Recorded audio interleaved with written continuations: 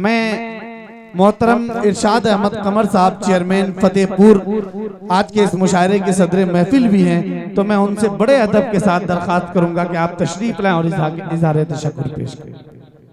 अस्सलामु अलैकुम वरहमतुल्लाहि वबरकातुहू।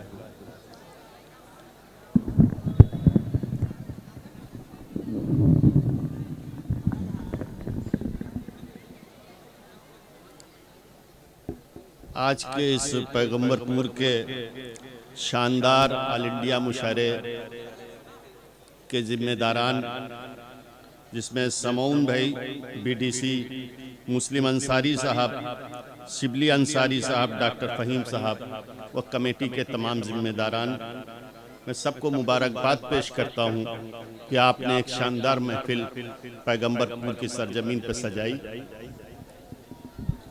और शुक्रिया इस बात का अदा करता हूँ कि आपने हम जैसे नाचीज को फतेहपुर से बुलाकर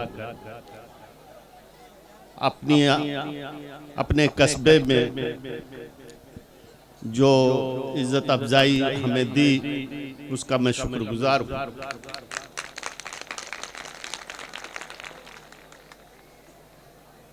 मैं अक्सर तमाम प्रोग्रामों में जाने का मौका मिलता है। मैं तमाम बुजुर्गों, दोस्तों, नौजवान साथियों, मेरी माँ और बहनों, मैं ज़रूरी समझता हूँ कि जो हमारी जिम्मेदारी बनती है, जो मैं देख रहा हूँ, तो उस बात को आपके दरमियान जरूर रखूँ। आज जो हालात हमारे आपके सामने हैं, ऐसे हालात में सोशल मीडिया का दौर है और इस दौर में हमारे तमाम बच्चे और नौजवान, बुजुर्ग सभी मोबाइल का इस्तेमाल करते हैं, फेसबुक का इस्तेमाल करते हैं। बहुत से ऐसे मैसेज, बहुत से ऐसी पोस्टें होती हैं जो हमारे और आपके दिलों को तड़पा दिया करती हैं। और कभी कभी हमारे बच्चे और हमारे नौजवान उसके जवाब में कोई पोस्ट डाल देते हैं, तो उस पोस्ट डाल देने के बाद जो जिल्लत और जो परेशानी हमारे और आपके घर वालों को उठानी पड़ती है, प्रशासन के सामने गिड़गिड़ाना पड़ता है, शर्मिंदगी उठानी पड़ती है, तो मैं बच्चों और नौजवान साथियों आपसे गुजारिश करता हूं कि आपको बहुत जज्बाती होने की जरूरत नहीं है। इस मुल्क में बहुत से कायद और जिम्मेदार आपके मौजूद हैं, आपकी जवार में मौजूद हैं, आपके जिले में मौजूद हैं। वो सभी न तो आंख के अंधे हैं, न कान के बहरे हैं, न जबान से गूंगे हैं। वो देख भी रहे हैं, वो सुन भी रहे हैं और हालात पर नजर भी बनाए हुए हैं। जो लोग चाहते हैं कि इस मुल्क के हालात खराब हों और उन खराब हालात का फायदा उठाकर उनकी सियासी सरजमीन मजबूत हो, तो ऐसे लोगों को कतई हम कोई ऐसा मौका न दें कि वो लोग उसमें कामयाब हों। सन 47 के बाद 47 से 2024 चल रहा है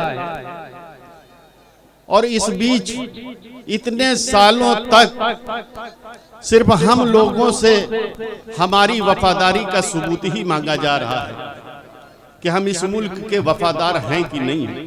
क्या कहें?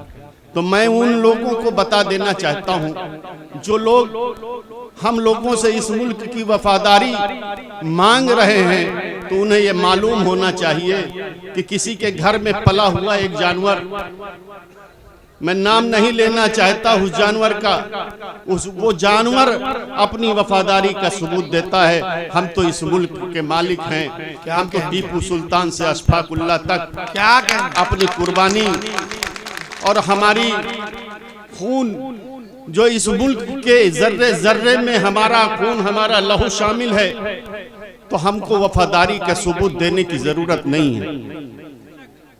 अभी सुप्रीम कोर्ट से एक फैसला आया, मायूस होने की कतई जरूरत नहीं। जमीयत उलमाए हिंद के कायद और इस हिंदुस्तान के कायद मौलाना अरशद मदनी साहब, जो आपकी और हमारी लड़ाई जो कानूनी तौर पर हिंदुस्तान में लड़ रहे हैं और जिसके फायदे हमें और आपको नजर भी आते हैं, इसलिए हमें और आपको जज्बाती होने की जरूरत नहीं। आपके कायद हर गोशे पर, हर पहलू पर नजर बनाए हुए हैं। हमें तो मोहब्बत का पैगाम आम करना है। हमारे बीच में प्रधान जी मौजूद हैं। मैं जरूरी समझता हूं, किसी शायर ने कहा है कि बिछड़ जाएं तो हम हिंदू मुसलमान हैं, बिछड़ जाएं तो हम हिंदू मुसलमान हैं, और जो मिल जाएं तो फिर हिंदुस्तान है। क्या कहने का। और किसी शायर ने ऐसे भी कहा है कि हा से हिंदू माँ से मुस्लिम, हा से हिंदू माँ से मुस्लिम, दोनों से हम ही बनता है। क्या कहने। बुजुर्गों और दोस्तों और नौजवान साथियों, अपने जज्बात पर काबू रखिए। हालात आया और जाया करते हैं। आपके जिम्मेदारान, आपकी पैरवी, आपकी लड़ाई जिस हिस्से में, जिस गोशे में लड़नी है लड़ रहे हैं। पार्लियामेंट के अंदर लड़नी है तो पार्लियामेंट के अंदर लड़ रहे हैं, विधानसभा के अंदर लड़नी है तो विधानसभा के अंदर लड़ रहे हैं, कस्बे और गांव में लड़नी है तो कस्बे गांव में लड़ रहे हैं। लेकिन लड़ने का मतलब कोई जंग नहीं लड़ रहे हैं। हमको आपको इसी मुल्क में रहना है। कोई नफरत की बात करता है, हमको मोहब्बत का पैगाम देना है। हम कोई नए मुल्क में नहीं जाने वाले हैं, हमको इसी बस्ती में रहना है, इसी मुल्क में रहना है, और जिनके बीच में रह रहे हैं उनके बीच में रहना है, उनसे मिलजुल कर रहना है। और हमारे नबी करीम सल्लल्लाहु ताला अलैहि वसल्लम, जिन्हें अल्लाह ताला ने रहमतुल लिल आलमीन बनाकर भेजा था, रहमतुल लिल मुस्लिमीन बनाकर नहीं भेजा था, तो पूरे आलम के लिए रहमत बनाकर भेजे गए थे।